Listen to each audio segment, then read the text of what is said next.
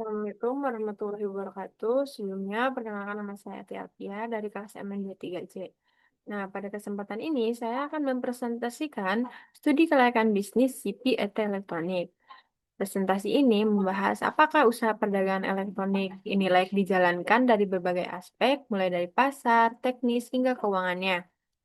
Langsung saja untuk latar belakangnya. Alat elektronik saat ini sudah menjadi kebutuhan penting dalam kehidupan sehari-hari.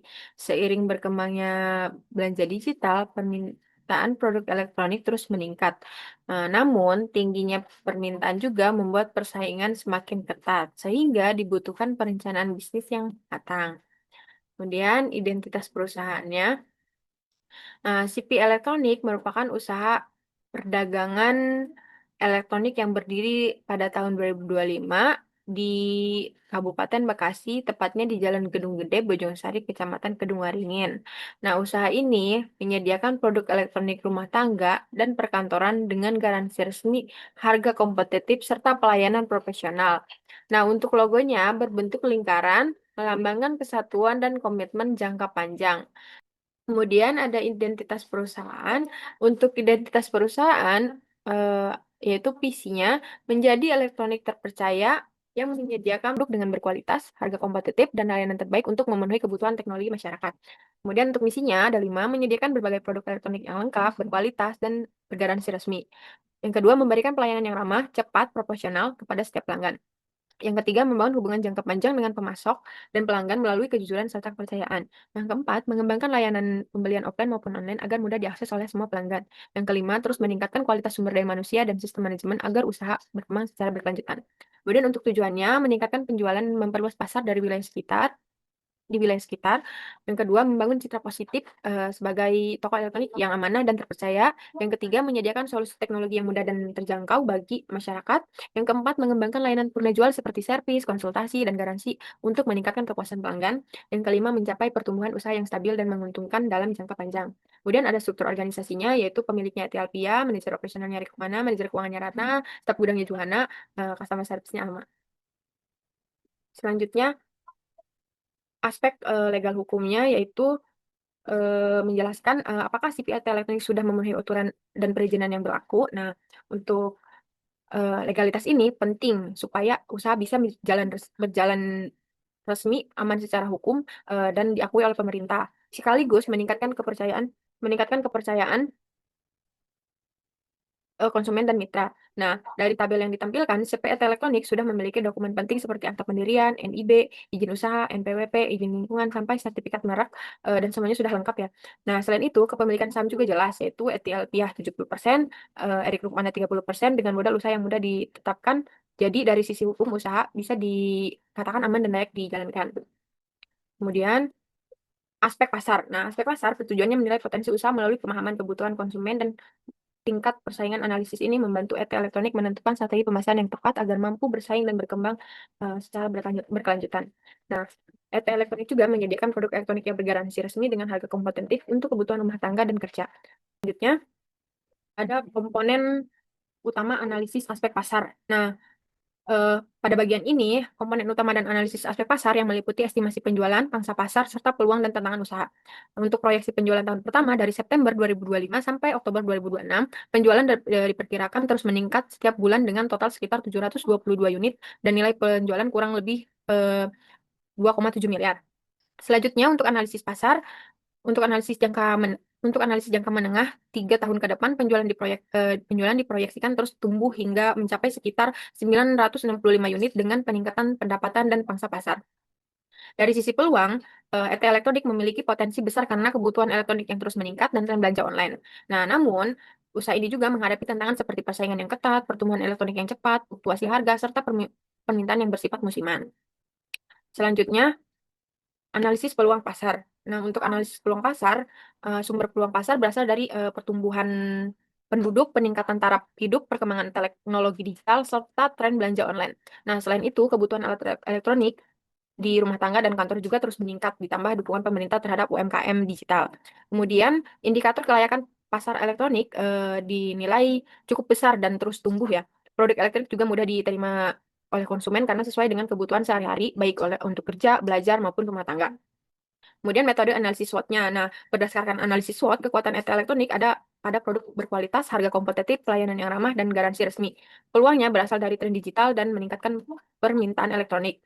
Nah, untuk itu, sementara itu kelemahannya masih pada promosi digital dan keterbatasan modal pengembangan, serta ancaman berasal dari persaingan marketplace besar dan fluktuasi harga.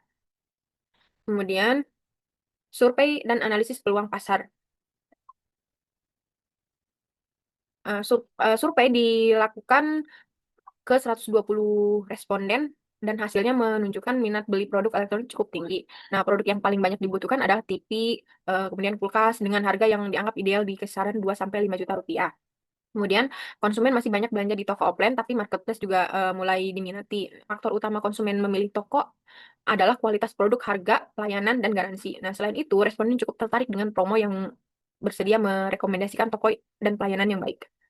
Selanjutnya, analisis peluang pasar. Nah, untuk analisis peluang pasar, wilayah Karawang dan Bekasi memiliki sekitar 1 juta pengguna potensial produk dengan potensi per tahunan sekitar 150 unit, 150 ribu unit dengan harga rata-rata 2.500.000 per unit. Nilai pasar diperkirakan mencapai 375 miliar per tahun atau sekitar 1 triliun 875 juta 2025 sampai 2030 ya. Kemudian untuk unsur marketing mix 4P. Nah, untuk unsur marketing ini, ET Elektronik menyediakan berbagai produk elektronik rumah tangga dan kantor yang modern, berkualitas, bergaransi resmi, hemat energi, serta tersedia dalam berbagai merek dan kelas harga lah. Nah, untuk harganya, ET Elektronik menerapkan harga yang kompetitif dengan margin wajar disesuaikan dengan daya beli pasar, serta didukung promo dan diskon pada waktu tertentu. Untuk place, atau tempat atau distribusinya, produk ET Elektronik dijual melalui toko fisik di lokasi strategis Bekasi, serta didukung penjualan online dan distribusi cepat dengan stok yang selalu tersedia. Untuk promosinya, dilakukan melalui media digital dan offline dengan membangun citra toko yang terpercaya, serta didukung program loyalitas dan testimoni pelanggan. Kemudian, analisis peluang dan tantangan pasar. Nah, faktor-faktor yang mendukung peluang pasar itu ada 6. Yang pertama, peminatan tinggi produk elektronik. Yang kedua, inovasi digital marketplace. Yang ketiga, dukungan pemerintah untuk UMKM elektronik. Yang keempat, ketersediaan produk dari distributor lokal. Yang kelima, segmentasi pasar yang luas. Yang keenam, pertumbuhan ekonomi daerah. Nah, untuk faktor-faktor yang menjadi tantangan atau ancaman, yang pertama, pertumbuhan tren produk elektronik yang sangat cepat. Yang kedua, persaingan toko elektronik ketat. Yang ketiga, fluktuasi harga dan distributor. Yang keempat, penurunan daya beli konsumen. Yang kelima, keterbatasan promosi digital usaha. Yang keenam, tantangan persaingan digital marketplace. Kemudian inflasi strategi SKB-nya, yang pertama diferensiasi produk dan inovasi fitur elektronik. Yang kedua, optimalisasi digital marketing.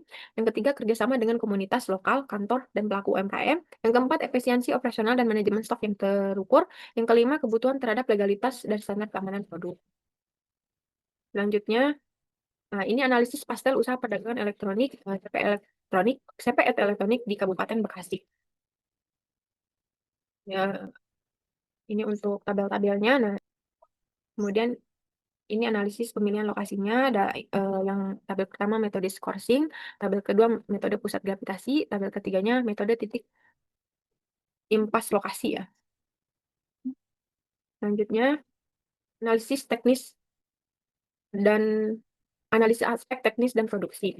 Nah, ini eh, tata letak dirancang efisien agar memudahkan pelayanan pelanggan, operasional didukung oleh tenaga kerja yang sesuai, dan sistem POS di digital untuk pengelolaan stok dan transaksi sehingga kegiatan usaha berjalan efektif ya. Ini ada tabel pertama kebutuhan kapasitas dan peralatan produksi, yang tabel keduanya kebutuhan tenaga kerja, kebutuhan tenaga kerja teknis atau produksi, ya, yang ketiganya estimasi biaya teknis dan produksi.